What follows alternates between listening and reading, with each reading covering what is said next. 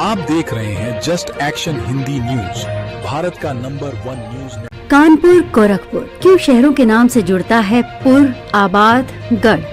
आइए जानें इसका मतलब। हम आए दिन रोज किसी न किसी शहर का नाम सुनते हैं। कम से कम उस जगह का नाम तो सुनते ही हैं जिस शहर में हम रहते हैं, या फिर जो शहर हमारे रिहायशी इलाके से बहुत नजदीक होता है। खैर, आपने ध्यान दिया होगा, कुछ जगहों के नाम के अंत में प्रयोग होने वाला प्रत्यय एक जैसा होता है। उदाहरण के लिए कानपुर, रायपुर, गोरखपुर, नागपुर, सहारनपुर, जयपुर, जनकपुर, उदयपुर आदि। इन नामों की खास बात यह है कि इनके नाम के अंत में पुर लगा हुआ है। क्या आपने कभी सोचा है कि इन नामों में प्रयोग किया गया प्रत्यय पुर का क्या अर्थ है? पुराने समय में जब किसी जगह का नामकरण होता था तो इसके कुछ नियम हुआ करते थे। आपने देखा होगा ऐसे और भी कई शहर हैं जिनके नाम के अंत में कुछ खास प्रत्यय का प्रयोग होता है। जैसे हैदराबाद, अहमदाबाद, फैजाबाद में आबाद प्रत्यय का प्रयोग होता है। एक और उदाहरण देखें तो अलीगढ़, आजमगढ़, रामगढ़ में गढ़ प्रत्यय का प्रयोग होता है। आइए इस लेख में इसी के बारे में विस्तार से जानते हैं कि इन शहरों के नाम में इस्तेमाल किए जाने वाले प्रत्यय का क्या अर्थ है। पुर का क्या है मतलब? गोरखपुर, नागपुर, रायपुर, सहारनपुर, कानपुर जैसे तमाम अन्य भारतीय शहरों का नाम पुर के साथ जुड़ा हुआ है। असल में पुर शब्द का संबंध वेदों से है। हमारे सबसे पुराने वेद ऋग्वेद में पुर या पुरा का कई बार जिक्र किया गया है। ऋग्वेद में पुर शब्द उन जगहों के लिए इस्तेमाल होता था जो या तो कोई शहर थे या किला। अब सोचिए ये शब्द कितना पुराना है। ऋग्वेद लगभग 15,000 ईसा पूर्व का ग्रंथ है, यानी कि आज के करीब 3500 साल पुराना ग्रंथ। आगे चलकर हमारे देश के कई शहरों का नाम इसी के आधार पर पड़ा। प्राचीन काल में ऐसे कई शहर थे जिनके नाम में पुर लिखा होता था। उदाहरण के लिए महाभारत काल में हस्तिनापुर।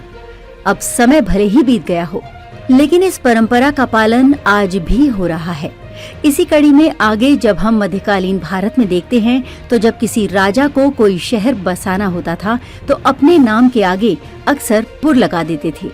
जैसे राजस्थान के जयपुर को राजा जयसिंह ने बसाया था तो उसका जयपुर पड़ गया। तो अब तक आपको स्पष्ट हो गया होगा कि पुर शब्द का इस्तेमाल कैसे शुरू हुआ और हमारे शहरों में कैसे आया। आबाद का क्या है अर्थ? आइए अब जानते हैं कि शहरों के नाम के पीछे आबाद क्यों लगा होता है।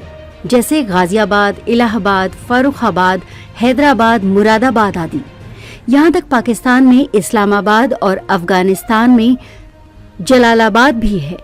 असल में इन शहरों के पीछे के जो आबाद प्रत्यय लगा हुआ है वो एक फारसी शब्द है। इस शब्द में आब का मतलब पानी होता है। अगर पूरे आबाद शब्द का अर्थ देखा जाए तो एक ऐसी जगह जहां आसपास पानी मौजूद हो।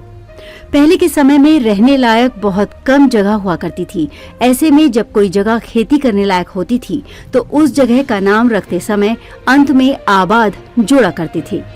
मसलन मुरादाबाद शहर रामगंगा नदी के किनारे पड़ता है, इसलिए इसके नाम में आबाद लिखा गया है। गंगा नदी के किनारे बसे इलाहाबाद में भी इसीलिए आबाद प्रत्यय का इस्तेमाल किया गया है। अब ठीक ऐसे ही अलीगढ़, आजमगढ़, रामगढ़ में प्रयोग होने वाले प्रत्यय गढ़ का अर्थ होता है किला। चाहे भारतीय इतिहास में मुगल शासक हों या राजपूत हों, उन्होंने कई राज्यों में अपने किले स्थापित किए। इसके जरिए वो न सिर्फ अपने रहने की जगह को एक पहचान देते थे, बल्कि अपनी ताकत को दिखाने का भी ये एक जरिया मानते थे। अपने आसपास की खबरों को देखने के लिए वीडियो को ज्यादा से ज्यादा शेयर करें और चैनल को सब्सक्राइब जरूर करें और अपनी राय देना ना भूलें। फिर मिलते हैं आज के बुलेटिन में, तब तक के लिए नमस्कार।